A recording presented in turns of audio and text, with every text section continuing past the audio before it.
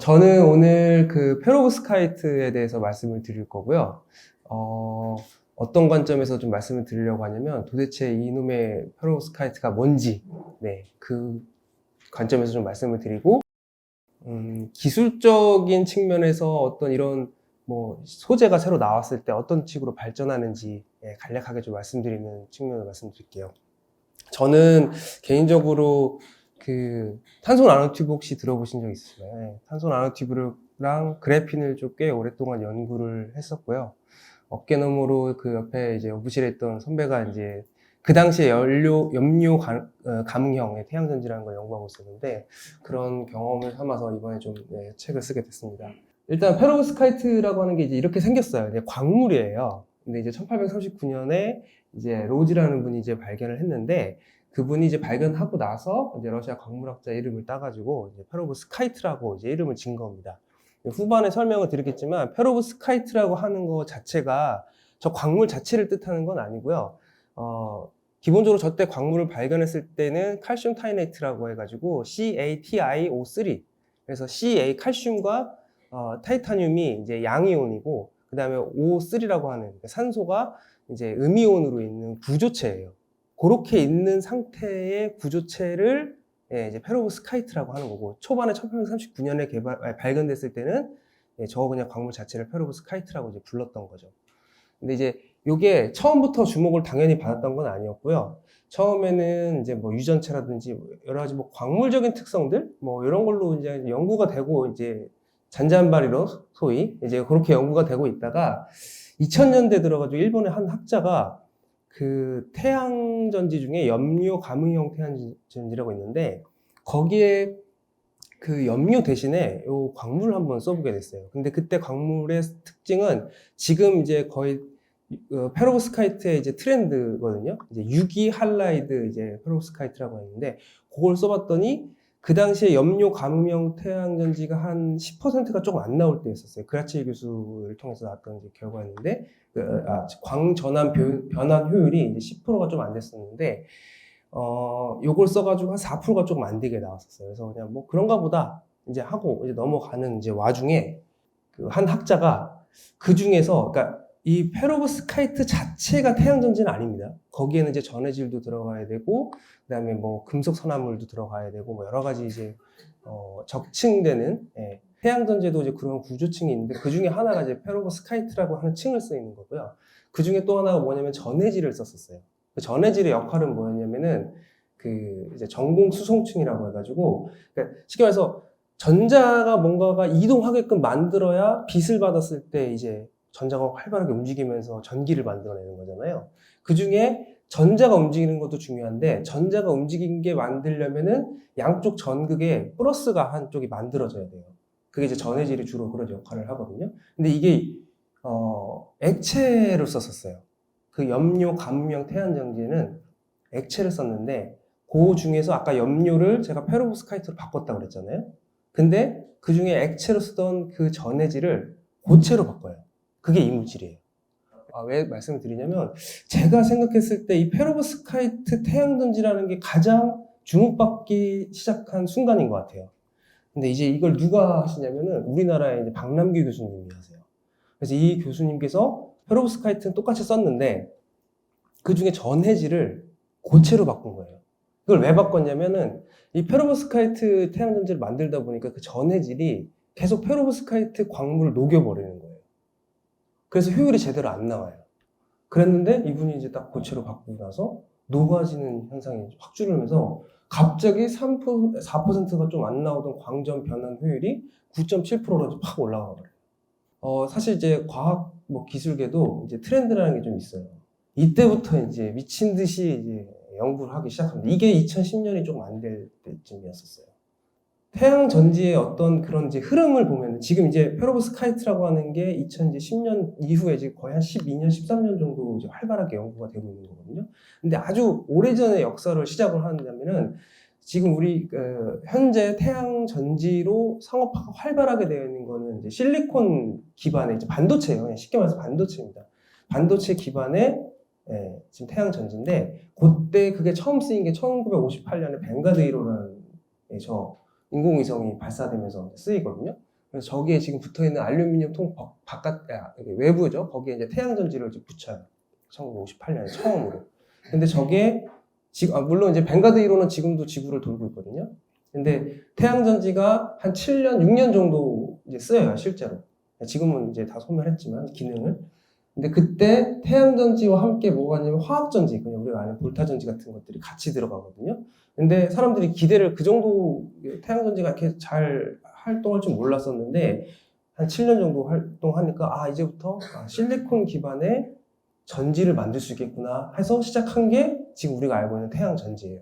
그러다가 아까 제가 중간에 그라체 교수님 말씀드리면서 뭐 염료 감음형 태양전지나 뭐 이런 거 말씀드렸잖아요. 이분이 이제 사실은 이 태양전지 쪽에 약간 좀 신격인 아주 유명한 교수님이세요. 그래서 이분이 이제 염료 감음형 태양전지 논문을 했었고, 이분이 그때 아까 말씀드렸던 2010년대까지 이제 한 10% 정도 나와서, 이때만 해도 분위기가 어떠냐면 실리콘 기반의 태양전지 이길 수 없을 것이다.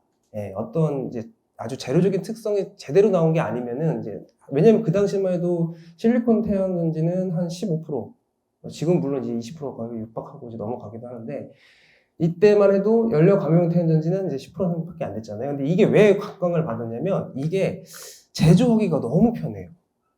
거의 실험실에서 그냥 뭐 학생이 그냥 만들 수 있는 정도 수준으로 굉장히 쉽게 만들 수 있어요. 근데 아까 반도체는, 그 실리콘은 반도체 공정이 들어가야 되잖아요. 근데 이런 거는 이제 프린팅 기법이라고 해가지고, 우리 잉크로 뭐 이렇게 글씨 쓰듯이, 프린팅 공정을 해서 대량 생산할 수 있는 게 가장 강점이에요. 그 다음에 또 하나가 이제 얇아요. 아주 얇아가지고 투명하게 만들 수 있는 것도 장점이고, 그 다음에 결정적인 게 이제 구부릴 수가 있어요.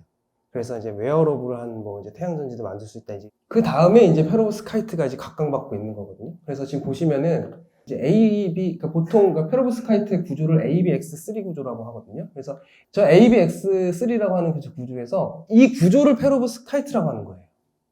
그렇게 이해해 주시면 돼요. 그래서 아까 제가 로즈라고 하는 사람이 광물 처음 발견했을 때 CaTiO3라고 했었잖아요. 그래서 저 A가 Ca, 그 다음에 B가 Ti, 티타늄, 그 다음에 X가 O3, 음이온.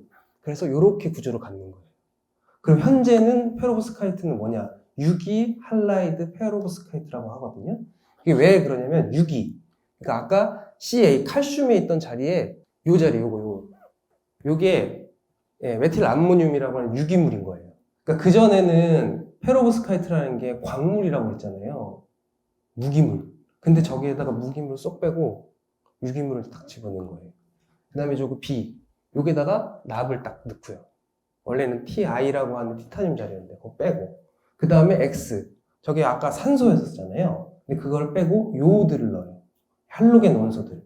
그렇게 하면서 지금 현재 여러분들이 언론에서 말하는 페로브스카이트는 저 구조에 저 원소들이 쓰이고 있는 거예요. 그러면 이제 저게 이제 왜 도대체 저렇게 하느냐? 그 이유가 이제 있어야 되잖아요. 태양전지에서 가장 중요한 게 뭐냐면은, 아까 그 전자와 이제 전극에 대한 얘기를 제가 말씀을 드렸었는데, 그 반도체라고 말씀드렸잖아요. 그러니까 페로브스카이트도 반도체 특성을 가지고 있는 건데, 그 광물이 있거나 그 물질이 있으면은 그냥 그대로 가져와서 써야 되는 거잖아요. 근데 얘는 장점이 뭐냐면, 제가 아까 막 갖다 꼈다 뺐다 했잖아요. 이 갖다 뺐다 하면서 연구자들이 자기 마음대로 막 하면서 밴드갭이라는 걸 조정을 하게 되거든요. 근데 그 밴드갭이 뭐냐면은, 얘가 결국에는 아인슈타인의 1905년에 광양자가설이 이제 처음에 나왔던 그 이론과 마찬가지인데, 금속에다가 어떤 특정한 빛의 에너지를 이제 쏘았더니 그 안에 있던 금속에서 전자가 뽕 하고 튀어나온 거예요. 그걸 역이라고 표현하거든요. 익사이팅 됐다고 표현하는데, 그러니까 그냥 금속이 가만히 있었는데 빛 에너지를 쪼였더니 거기서 전자가 뿅 하고 튀어나오는 거예요. 그러면 전자가 아까 제가 이동하는 게 결국은 전자의 이동은 전류의 이동이기 때문에 전기 에너지가 발생하는 거죠. 여러분들이 이게 이제 이해할 수가 좀 힘들 수도 있는데, 가장 흔하게 볼 수 있는 게 식물이에요. 식물이 빛 에너지 받아가지고 광합성 해가지고 자기 당분, 이산화탄소로 당분 만들고, 그 다음에 자기가 이제 배설을 해요. 그게 산소예요. 그런 것처럼 걔네는 이제 빛 에너지 가지고 화학 에너지로 한다면은, 이 태양전지는 빛 에너지를 가지고 전기를 만들어내는 거죠. 근데 전기를 만들려면 전자가 이동하게끔 만들어야 되는 거예요. 근데 우리는 그 빛을 받는 거는 가시광선이잖아요. 그죠? 그러니까 가시광선에서 특정한 빛만 받으면 빨전오초 파남보가 있는데 그거 조금만 일반만 받으면은 전기가 많이 활성화가 안 되잖아요. 그러니까 넓게 받아야 돼요. 그러려면은 아까 말씀드린 전자가 이동할 수 있는 그 갭의 차이가 있는데 그걸 조절할 수 있어야 되거든요.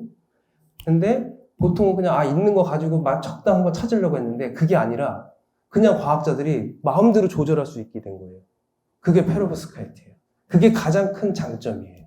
지금 이게 미국 재생에너지연구소에서 발표하는 자료거든요. 이게 뭐냐면은 전 세계에서 나오는 태양전지의 모든 광전 변환 효율을 표기를 해요. 여기서 박남규 교수님이라든지 석상희 교수님이 태양전지를 실험실에서 만드셔요. 근데 그거를 이제 우편으로 보내요. 여기다가. 그럼 걔네가 그거 가지고 테스트를 해요. 그러면은 공신력을 갖기 시작해요. 광전 변환 효율이 아까 그 박남규 교수님 9.7%가 딱 그 페롭스카이 나왔다. 그러면 세계 최고인 거예요. 근데 아까 석상희 교수님이 여기다가 딱 보내가지고 결과 받았던 게 25.7%예요. 이게 왜 대단하냐면 지금 10년 만에 이렇게 됐잖아요. 아까 실리콘 태양전지 제가 60년 거의 지금 70년 연구하는데 20%거든요. 어마어마한 거예요. 그러니까 상업적으로 갈 가능성이 굉장히 높아요. 그래서 난리인 거예요. 이렇게 되면 아까 이게 염료 감응용 태양전지에서 몇 가지를 바꿨잖아요. 그 장점이 아까 제가 말씀드렸던 게 대량 생산할 수 있고 값싸고 그 다음에 그 광물들 아까 좀 보시면은 딱 봐도 비싸 보이지 않잖아요. 싸 보이죠. 싼 것들입니다. 그러니까 그 지금 우리 2차 전지에 쓰이는 리튬이라든지 코발트라든지 이런 것들은 약간 비싸요. 그리고 그것이 나오는 그런 광물이 나오는 지역이 몇 군데 안 돼요. 그래서 코발트 같은 경우는 아프리카의 어떤 특정한 지역에서 되게 많이 나오거든요. 근데 그거를 독점하기 위해서 중국 자본이 막 들어가죠. 리튬 같은 경우에는 중국에서 많이 나거든요. 중국에 그걸로 무기화 시키잖아요. 그죠? 그런데 얘는 그런 게 없어요. 마음대로 만들 수 있어요. 그러니까 무궁무진한 거예요. 네. 그런 장점들이 있습니다. 그래서 지금도 아마 누군가가 또 연구하고 있을 거고 저 25.7%가 계속 올라갈 가능성이 높아요. 그러나 그렇다고 100%까지 갈 수는 없어요. 식물도 실제로는 그 변환 효율이 100%는 아니에요. 대부분이 열로 방출되기 때문에 그게 아니고 그 다음에 이렇게 층이져 있잖아요. 이게 층이져 있는 게 전자를 잘 원활하게 이동시키기 위해서 만든 건데 쉽게 말해서 우리 저항이 생긴다고 하잖아요. 그러니까 도선이 금이나 이제 구리 같은 게 비싼 이유가 이게 저항이 적어서 그런 거거든요. 저렇게 적층을 하면서 저항이 생겨요. 네, 저항을 이제 줄이는 게 여러 가지 이제 이런 페로브스카이트에서 이제 목표 중에 하나인 거예요. 네, 그래서 그런 연구들과 함께 아까 그 원소들을 이제 막 바꿔 나가고 아까 고체 전해질을 저거 아까 처음에 보여드렸던 그런 게 아니라 다른 걸 막 쓰려고 연구를 한다든지 그런 노력들이 굉장히 많이 일어나요. 그럼에도 불구하고 페로브스카이트도 한계가 하나가 있어요. 이 구조 중에서 저 납이라고 하는 게 조금 유해한 물질이에요. 네, 그래서 납 대신에 주석을 쓰려고 하는 노력들을 요즘 최근에 이게 최신 기술 중에 하나예요. 그래서 저 SN이라고 이제 주석을 쓰려고 하고 있고요. 근데 주석이 또 아까 다른 물질들 적층돼 있잖아요. 그런 다른 물질들과 이제 계면에서 화학 반응이 일어나는 좀 단점이 좀 있어요. 그래서 그런 문제를 또 해결하려고 하는 거. 그다음에 또 하나가 이 페로브스카이트에서 이제 광전 변환 효율은 좋은데 이제 열적인 변형이 일어나는 여러 가지 문제들이 있어요. 그래서 이거는 봉제 기술이 되게 중요해요. 저 적층된 거 그냥 노출되어 있는 게 아니고요. 저거를 감싸는 봉제 기술. 어떤 외부 환경. 왜냐면 태양전지는 아시다시피 외부에 아까 석상희 교수님 사진을 보면 저렇게 태양전지 보면 외부에 다 있잖아요. 그러니까 저 페로브스카이트 유기물이잖아요. 유기물이니까 이제 환경에 취약한 것들이 문제가 좀 있고, 이런 것들 문제를 해결을 해야 되는 거죠. 그래서 아까 그 25.7% 석상희 교수님이 지금 세계 최고거든요. 그 기술도 결국에는 그런 문제들을 해결해야 이제 상업화로 이제 갈 수 있는 거죠. 근데 기술의 어떤 측면으로 보면은 그러니까 여러분들 이제 과학과 이제 기술이라고 하는 것들이 이제 혼용해서 쓰기도 하는데 사실 이거는 완전한 기술적인 측면이 강하다고 저는 생각해요. 그래서 현대의 어떤 기술적인 측면들이 어떻게 발전을 하느냐면 과학과 다르게 그러니까 문제를 해결하면서 나아가는 방향이에요. 이게 왜 과학과의 차이냐면 과학은 과학의 어떤 영역을 탐구하기 위해서 기술이 발전하고 있는 상황이거든요. 그러니까 계속 과학이라는 거는 질문을 찾아다니는 역할을 한다면 기술이라고 한다는 거는 질문을 계속 해결하는 방향으로 가고 있어요. 그래서 어떻게 보면 이 페로브스카이트라고 하는 이슈에서 지금 현재 기술적인 이슈는 두각을 나타내기가 어려워요. 왜냐면 그 사이에 계속 그냥 조그마한 그 문제들을 해결하는 데 그냥 바쁜 거예요. 발표는 여기까지고, 그 페로브스카이트라는 게 오늘 이제 어떤 것인지 좀 간략하게 설명하는 것으로 마치도록 하겠습니다. 감사합니다.